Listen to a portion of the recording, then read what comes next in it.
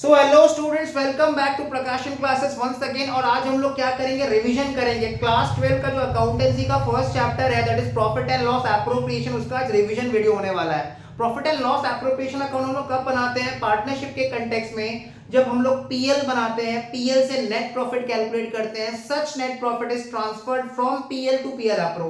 तो वो net profit कहां से कहां ट्रांसफर होता है? पीएल से पीएल एप्रो में ट्रांसफर होता है। तो हम लोग बेसिकली क्या करते हैं, एक पीएल एप्रोप्रिएशन अकाउंट कुछ इस तरह से दिखता है। पीएल एप्रोप्रिएशन अकाउंट, हम लोग एक पीएल एप्रोप्रिएशन अकाउंट ड्रॉ करते हैं। ठीक है, हम लोग क्या करते हैं, पीएल एप्रोप्रिएशन अकाउंट ड्रॉ कर लेते हैं, जिसमें सबसे पहले क्या आता है, पीएल एप्रोप्रिएशन अकाउंट में सबसे पहले आ जाता है बाई पीएल नेट प्रॉफिट का फिगर।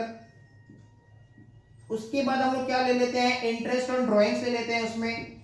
ठीक है, interest on drawings. Interest on drawings को कैलकुलेट करने का बहुत सारा तरीका है। If the drawings have been made at the beginning of every month, तो हम लोग 6.5 मंथ्स का इंटरेस्ट लेते हैं। If the drawings have been made at the middle of every month, तो 6 मंथ्स का इंटरेस्ट लेते हैं। If the drawings have been made at the end of every month, तो हम लोग 5.5 मंथ्स का इंटरेस्ट लेते हैं। अगर पार्टनर्स इक्वल अमाउंट विड्रॉ करते हैं at the beginning of every quarter, तो 7.5 मंथ्स का इंटरेस्ट लेते हैं। पार्टनर्स अगर इक्वल अमाउंट विड्रॉ करते हैं at the middle of every quarter तो 6 मंथ्स का इंटरेस्ट लेते हैं। और पार्टनर्स अगर इक्वल अमाउंट विड्रॉ करते हैं at the end of every quarter, तो हम लोग अकॉर्डिंगली 4.5 मंथ्स का इंटरेस्ट लेते हैं। इसके अलावा पीएल एप्रोप्रिएशन अकाउंट का डेबिट साइड में आ जाता है to interest on capital. To interest on capital आता है, तो पार्टनर्स का जो भी कैपिटल होता है उस पर हम लोग इंटरेस्ट कैलकुलेट करके उसको हम लोग पुट कर देते हैं। इसके अलावा पार्टनर्स रेम्यूनरेशन, पार्टनर्स रेम्यूनरेशन में सब कुछ आ जाता है, सैलरी, बोनस, फीस, कमीशन, सब कुछ आ जाता है पार्टनर्स रेम्यूनरेशन में। तो पार्टनर्स रेम्यूनरेशन को भी हम लोग क्या ले लेते हैं, पीएल एप्रोप्रिएशन का डेबिट साइड में ले लेते हैं। बैलेंस जो प्रॉफिट बचता है उसको हम लोग क्या कर देते हैं, पार्टनर्स कैपिटल में या फिर करंट अकाउंट में डिस्ट्रीब्यूट कर देते हैं। रेशियो दिया है तो रेशियो के अकॉर्डिंग, अगर रेशियो नहीं दिया है तो इक्वल रेशियो। ठीक है, बैलेंस प्रॉफिट को हम लोग डिस्ट्रीब्यूट कर देते हैं शेयर ऑफ प्रॉफिट बोल के।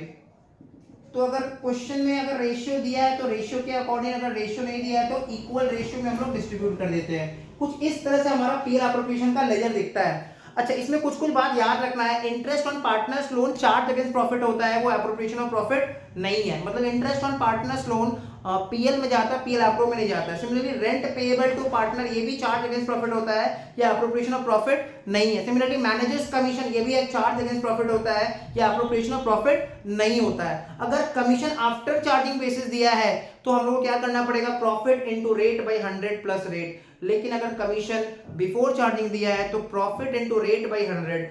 सपोज कमीशन दिया है 5% आफ्टर चार्जिंग सच कमीशन, तो उस केस में प्रॉफिट इनटू 5 डिवाइड बाय 105। लेकिन कमीशन दिया है बिफोर चार्जिंग सच कमीशन, तो उस केस में प्रॉफिट इनटू 5 डिवाइड बाय 100। ठीक है, तो ये रहेगा हमारा पीएल एप्रोप्रिएशन अकाउंट। इसके अलावा इस चैप्टर में हम लोगों ने गारंटी ऑफ प्रॉफिट भी पढ़ रखा है। गारंटी ऑफ प्रॉफिट में बेसिकली क्या होता है, या तो फर्म ने गारंटी दिया है, अगर फर्म ने गारंटी दिया है तो जिस पार्टनर को गारंटी दिया गया है उस पार्टनर को अपना गारंटीड अमाउंट मिलेगा अदर पार्टनर से इन देयर म्यूचुअल रेशियो। मतलब गारंटीड पार्टनर को कुछ भी डेफिशिएंसी होगा तो बाकी पार्टनर लोग मिलकर उसका डेफिशिएंसी पूरा करेगा इन देयर म्यूचुअल पीएसआर। ठीक है, या क्वेश्चन अकॉर्डिंगली बता देगा। या फिर किसी एक पार्टनर ने गारंटी दिया है, किस गारंटीड पार्टनर को किसी एक पार्टनर ने गारंटी दिया है, तो अकॉर्डिंगली वो उसका डेफिशिएंसी बियर करेगा। Past adjustment is very important topic. अगर सीबीएसई या फिर आईएससी व्यू पॉइंट से बात करेंगे, पास्ट एडजस्टमेंट जो है एग्जाम के लिए बहुत श्योर शॉर्ट क्वेश्चन है। ठीक है, पास्ट एडजस्टमेंट वेस्ट बंगाल के लिए उतना इंपॉर्टेंट नहीं है, हालांकि पास्ट एडजस्टमेंट वेस्ट बंगाल में भी आ सकता है बट आने का चांसेस कम है।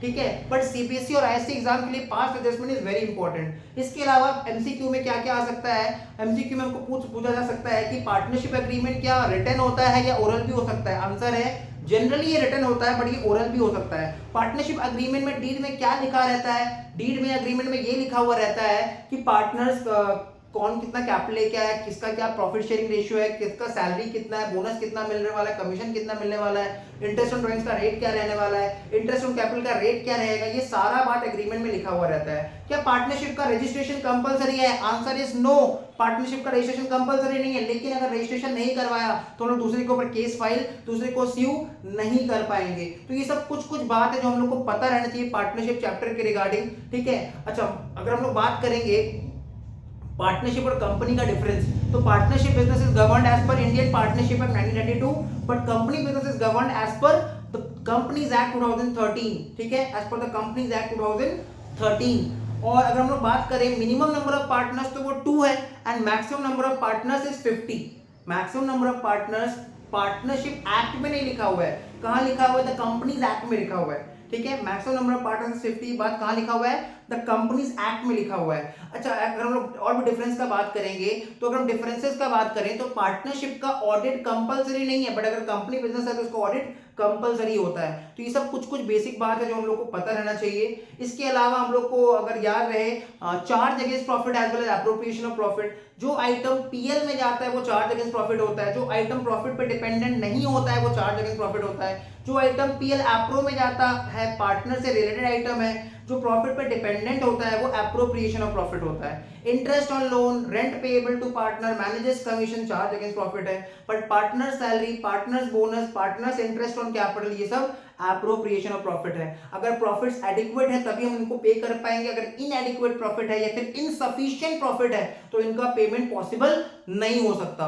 क्लियर? तो ऐसे ही करके हम लोग को पीएल एप्रोप्रिएशन चैप्टर में हम लोग को सारा सम्स रिवाइज करना चाहिए। और इंपॉर्टेंट टॉपिक्स क्या है, अगर वेस्ट बंगाल व्यू पॉइंट से बात करेंगे तो एक सिंपल पीएल एप्रोप्रिएशन आ सकता है एग्जाम में, और अगर सीबीएसई और आईएससी का पैटर्न की बात करेंगे तो पीएल एप्रोप्रिएशन का कोई भी टाइप का सम्स आ सकता है। Like past adjustment is hot favourite topic for CBSE and ISC.